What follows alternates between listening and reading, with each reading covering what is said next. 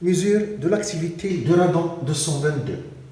Ce gaz radioactif qui se trouve dans les régions granitiques est la deuxième cause d'apparition du cancer du poumon, après le tabac.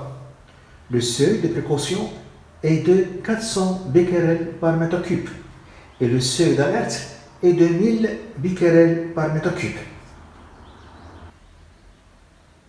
Pour mesurer l'activité du radon dans une pièce, on prélève 120 ml d'air qu'on place dans une fiole où l'on a préalablement réalisé un vide partiel. La fiole est ensuite placée dans un détecteur qui compte le nombre total ND de désintégration qu'on attribuera au seul radon 222.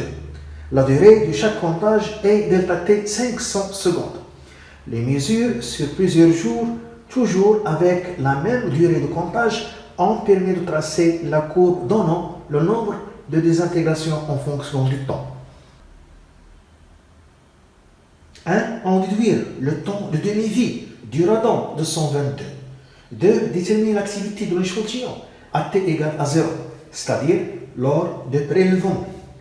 3. La concentration en radon 222 dans la pièce est-elle dangereuse? 1. Le temps de demi-vie de radon 222. 1. La demi-vie de radon 222. On lit sur le graphe, graphiquement,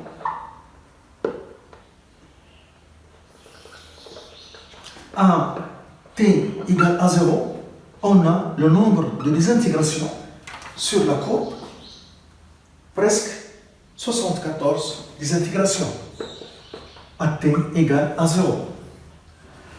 À la date, T égale T1 demi, la demi-vie T1 demi, c'est la durée au bout de laquelle la moitié des noyaux se sont désintégrés. Donc, à T1 demi, on a un nombre de désintégrations qui est égal au nombre de désintégrations initiales sur 2. La demi-vie est la durée au bout de laquelle la moitié des noyaux se sont désintégrés. Donc, il reste l'autre moitié.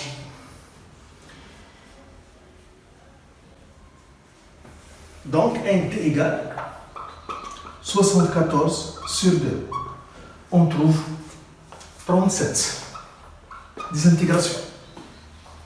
On place cette valeur sur l'axe des ordonnées et on lit T1 demi sur l'axe des abscisses. On reporte cette valeur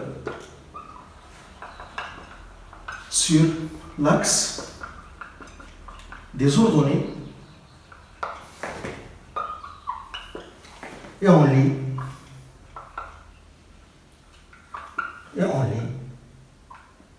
T1 demi sur l'axe des abscisses. On trouve presque 3,7 jours. De l'activité à T égale à 0.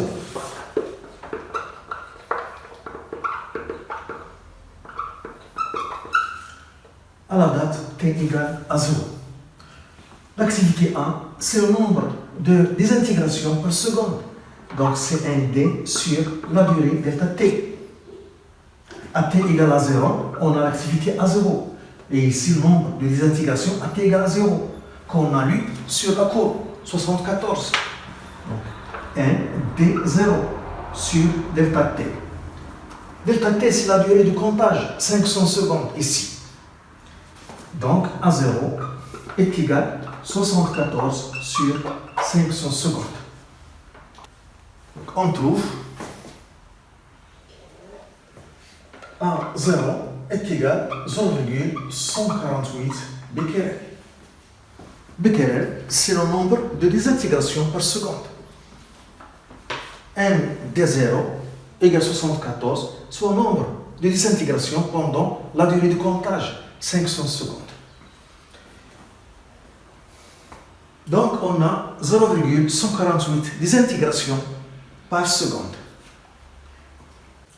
3. La concentration en radon dans la pièce. La concentration en radon 222 dans la pièce. Cette activité qu'on a trouvée, 0,148 becquerel, c'est dans le volume 120 ml de l'air, de la pièce. Et 1 litre, c'est 10 au moins 3 litres, c'est 10 au moins 6 mètres cubes. Donc cette activité se trouve dans 120 litres, qui est 120 fois 10 au moins 6 mètres cubes de l'air. On a l'activité 0,148 becquerel. Dans un mètre cube, on cherche l'activité A dans un mètre cube. Donc on trouve l'activité A est égale cette valeur fois cette valeur sur cette valeur. Donc 0,148 fois 1 sur 120 fois 10 au moins 6 égale